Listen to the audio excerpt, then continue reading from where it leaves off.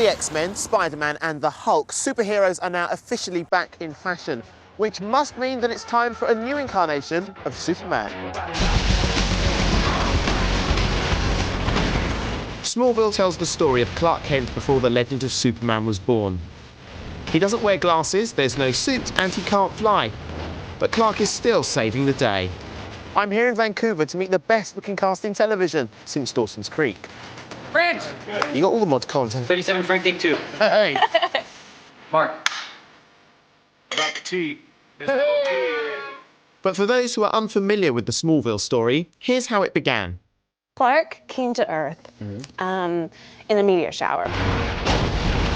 Clark still comes from, you know, Krypton. He comes from up there. There's a spaceship that sort of comes along in this meteor shower. Meteor shower hits Smallville, kills Lana's parents, blows up water towers, and creates general havoc. And out pops this little boy. And that's Clark Kent. This meteor passes by us and we have a crash and we wake up and there's a little child peering in at us. We adopt him and try to raise him as best as we can. And we realize that he has these differences, and we try to channel that energy into something that is good. Whilst the average American teenager deals with such traumas as finding a date for the high school prom, Clark's transition from boyhood to adulthood is proving particularly difficult due to his emerging superpowers. And gradually, he has these abilities that grow stronger and stronger, and he gains some as far as X-ray vision.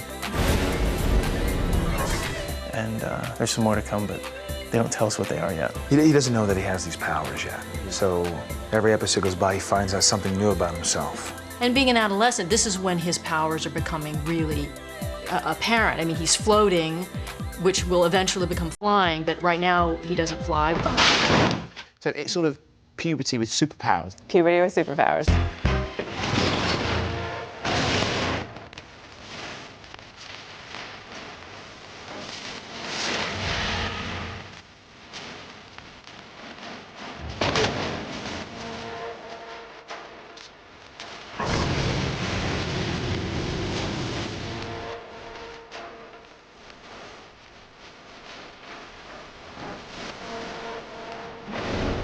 Whilst that might look like every teenage boy's dream come true, there is a downside. Smallville is rapidly overtaking Sunnydale as the weird capital of the world, and it's all because of these little babies. Kryptonite has had a great effect on Smallville. It has created all these little, I don't want to call them monsters, but crazy people. Basically, these meteors cause different people to react in different ways when they come in contact with them.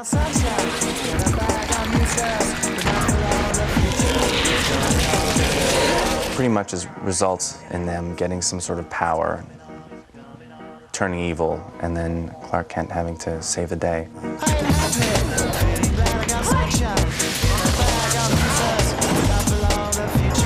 But where does Clark's desire to do the right thing come from? What I really like about the show is that the parents are not out of the loop. They're actually there for Clark to go to, and they're actually his best friends. As his mother, it's like, well, what is this going to mean? Will he have a normal life? We don't know if he can ever be married or have children or have any kind of real relationship. That's my big worry is, well, will he ever really be happy? This kid could do a lot of damage if he was not watched or not raised up properly. If he landed a cornfield over and was found by Lionel Luthor, he would grow up with a whole different set of values and morals, and then you get into the idea of why not go into the bank and just take the money? You know, why go out and earn it when you can just walk in and walk out with it? You know, where do you get these ideas of how to be a good person or the right thing? And that all comes from Clark's parents. Of course, the myth of Superman in its various forms has been around for a lot longer than Smallville. Were you a big fan of Superman before you did this show? The only thing I really knew about Superman was that my older brother loved him. I mean, I never really cared too much about it. When I was younger, definitely, you know, tying the towels around the neck and running around the house, stuff like that. I had a pair of underoos, we call them. You know underoos? No. Do they have those in England? No. Well, they're like pajamas, but, you know, I had a big S. Okay. And they're real tight, you know? Yep. Real everywhere, Yep, real tight. sure, And yeah. back then, I didn't have much, so I wasn't worried about it. Once I got the show, I looked more into it and read a couple books and things like that. And it's a really interesting story, actually. It's a lot of fun. The original comic strip, Superman was not a good guy. He was kind of a bad character, and then they knew something was wrong with the story, and eventually they thought, well, he's got to be good. And then it became this whole other thing, and then it took off, and just immediately people just loved it. So that's why it became radio and TV, and then this whole history of movies and things that we have. But around that time, you must have been too busy being Bo Duke from the Dukes of Hazzard. I was very busy being Bo Duke at that time. I love the way you say that, Bo Duke. Just a good old boy. And for those of you under the age of 25, Bo Duke was the blonde-haired heartthrob in the 1980s cult series, The Dukes of Hazzard. I was very busy doing that. I was a fan of, certainly of the television show. I did see the movies. I liked the movies. You know, I saw the Richard Donner movies, the first one with the Lex Luthor portrayed by Gene Hackman. Genius. I mean, how do you top that? Which is the first Superman that you really remember? Please don't say Lois and Clark. I think that's I might have to say Lois and Clark. I didn't read the comic books. I didn't know any of the incarnations. Lois, wake up. I'm getting us out of here. Did you watch Lois and Clark? No. Never. I've seen a few episodes. Actually, one of the episodes that I came across late night on TV once was this scene where Clark is sitting with his parents and he says, you know, they're talking, and all of a sudden he says, where did I come from? And I was jumping for the remote going, turn the channel, turn the channel. No! I didn't want to know what what their concept was or what their idea. We just really want to take this on, what Al and Miles, the writers, have given us. Christopher Reeve, Dean Cain, and now Tom Welling. But this is, I think, the first young Clark Kent, though, isn't it? No, I think so. Now, Annette, you were in Superman 3. Yes. And who did you play? I played Lana Lang. So you've, of course, worked with Christopher Reeve as Superman. So how does our Tom compare? It's so different because Christopher is playing Superman. Yes. Clark is playing, we don't know Superman exists in our little world of Smallville. I mean, he's yet to be born. One of the great things about this particular reincarnation of Superman is that we find out why he makes good choices later on in life. We find out that it wasn't always, he didn't land here and decide, I'm going to do the right thing. I know always what the right thing is. With Tom playing Clark Kent, there's many, many times where he just he doesn't know what to do. Come on, Dad, you played football in high school? That was different, son. Why? You know why. If we go run at half speed, no one hit anybody. A lot of things can happen in the heat of the game, son.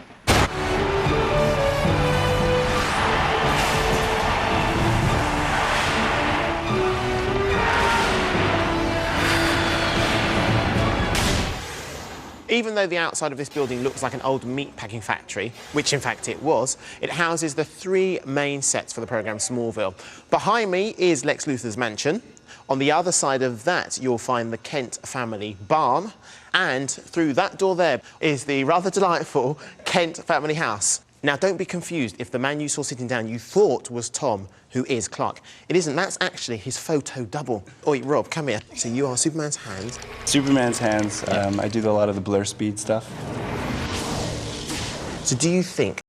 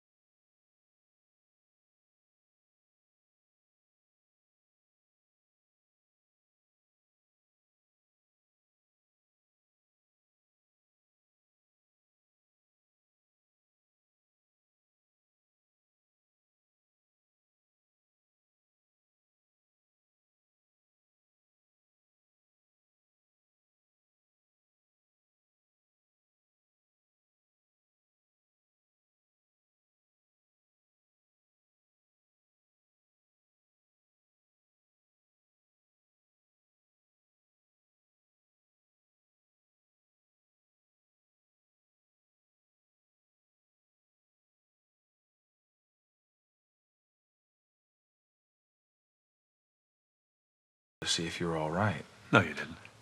You wanted to see if I was going to sue you or not. Jonathan, that's enough. No, Martha, it's not enough.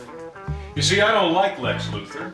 I don't like Lionel Luthor. And I don't like your friendship with my son.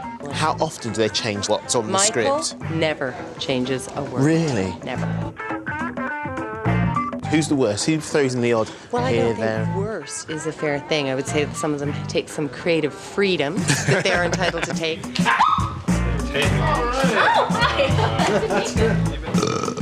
Good.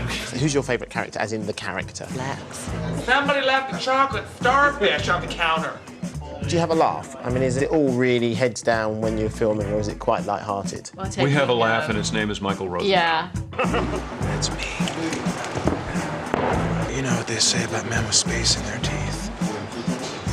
After the break, I'll be touring the set with the Boy of Steel. Plus, find out how our very own Kelly Brook got on with bad boy Lex Luthor.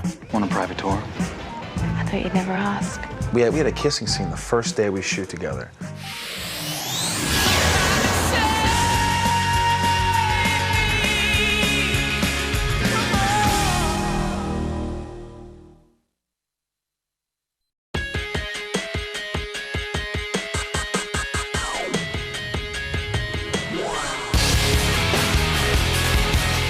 In this episode, there's a flower that makes you do your innermost desires. And I'm really mad at Lex Luthor because he's befriended Clark Kent, who used to be my best friend. Yeah. And I think he's evil, and his father is just corrupting everything in Smallville. So one of my inner desires is to come kill him. So this is my attempt on his life. Clark can't see it, but I can. Now you're gonna pay.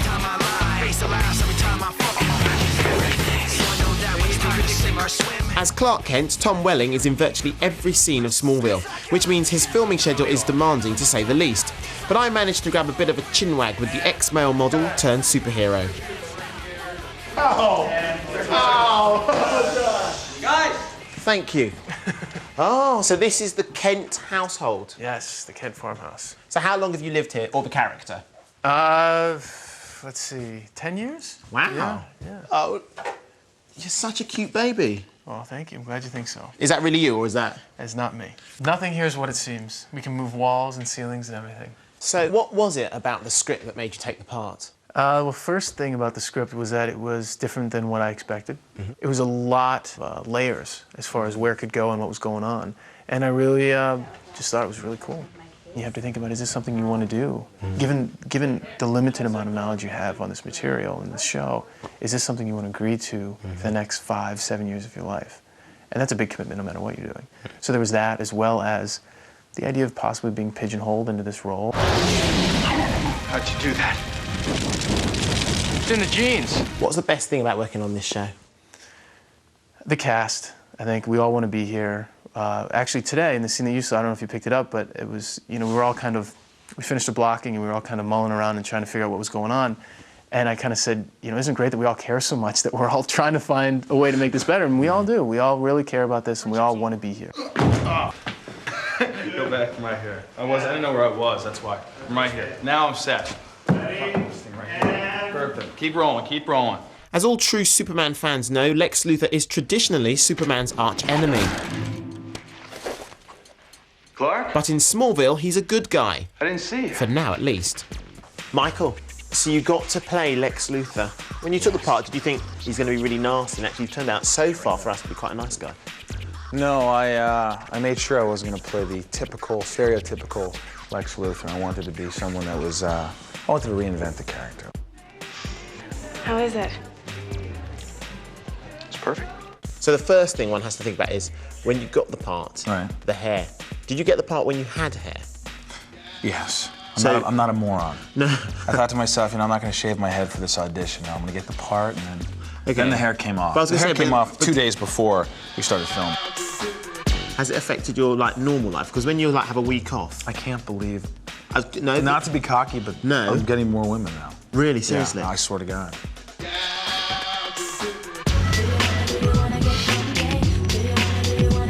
So you worked with the delightful Kelly Brook. Yes. She came over, and she's quite big in the UK. Is she massive here? She's massive everywhere. Andy, she's. Did you manage to get on, Kelly? Get on with Kelly? I got along with Kelly, but she's got a wonderful personality, fiance, but who, is a very nice guy, very strong. Yeah. Very strong man. mess with that. You came to play on my hatred of my father. Now I'm gonna play on yours. Why take one company when you can take two? You know they'd probably kill us. Probably. But that's what makes life interesting. How did she do? She did great. She was she works hard. Yeah. I mean, I met her one night, and we had a kissing scene the first day we shoot together. Your relationship with you and Clark. Yeah. So tell me about it. It's complicated, you know. Lex is he's a kid who grew up and you know, from a rich family. His mother died when he was younger. His father, he resents his father. He's kind of in the shadow of his father. His father goes to Metropolis, and he leaves Lex in Smallville to manage a factory in the middle of nowhere. Thanks, Dad. So he meets this young Clark Kent because he hits him with his car at 60 miles an hour in a Porsche, and Clark Kent saves his life, and the friendship begins. I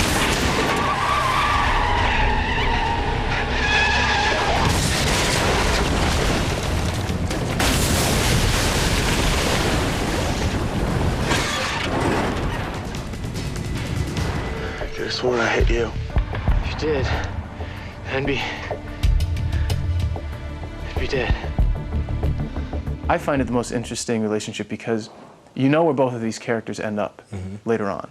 But it's how do they get there? That's the interesting part. And their scenes and the episodes are always, you know, just on the line of, you know, Lex going bad or something happening.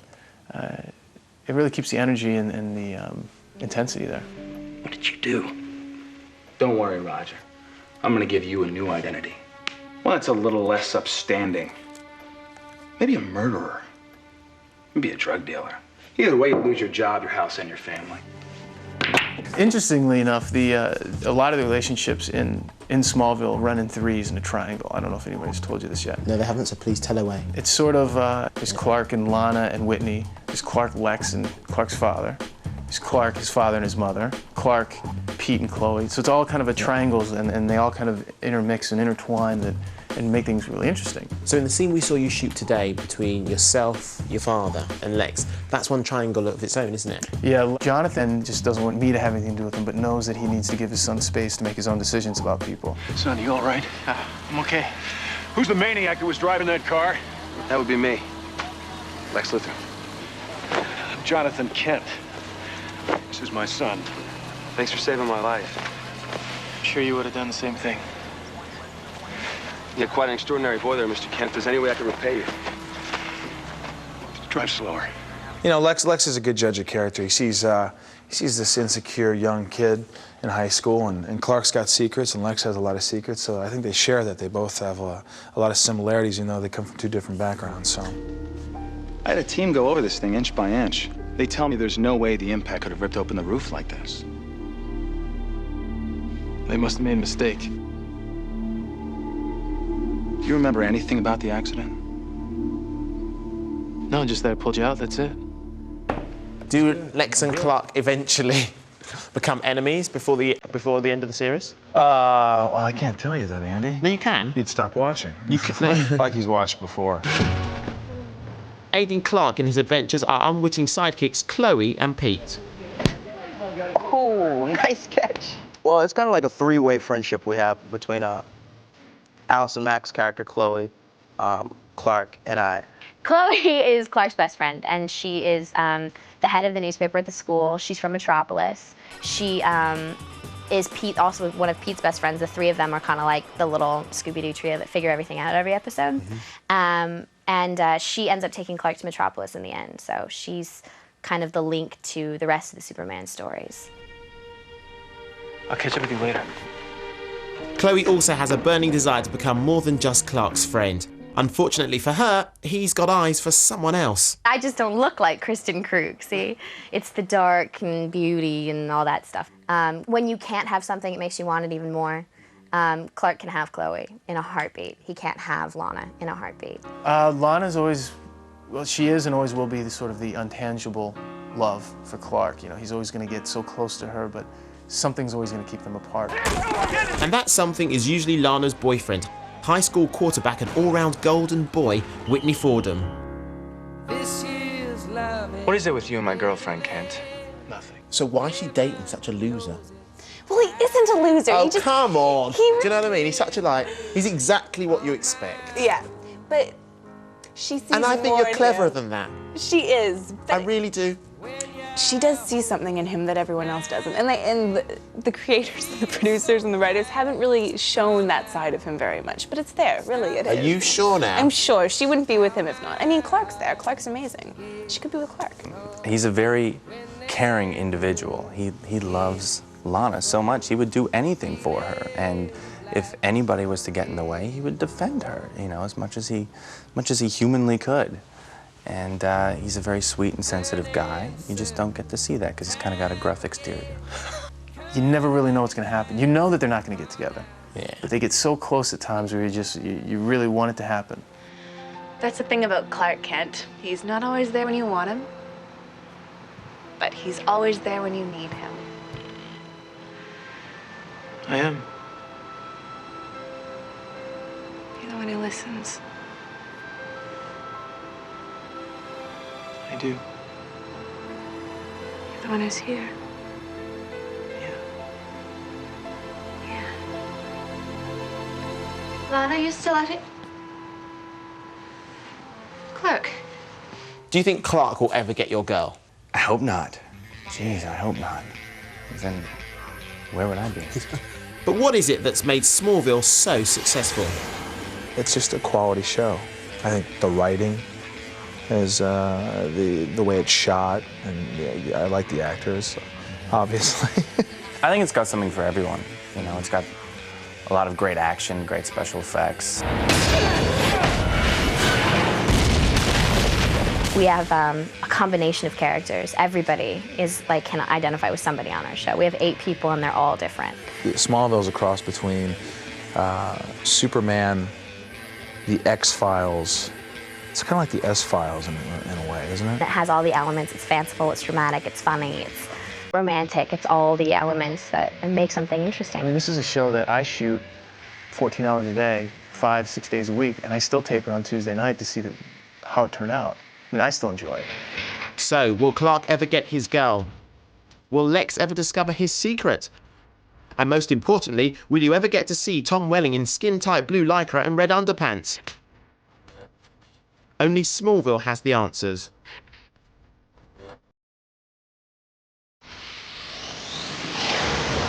Now, there's that poster of you, right? Do you remember the one to launch the series? You on the S. Oh, yeah, on the Scarecrow. Yeah, the Scarecrow poster. Looking quite trim. Thank you.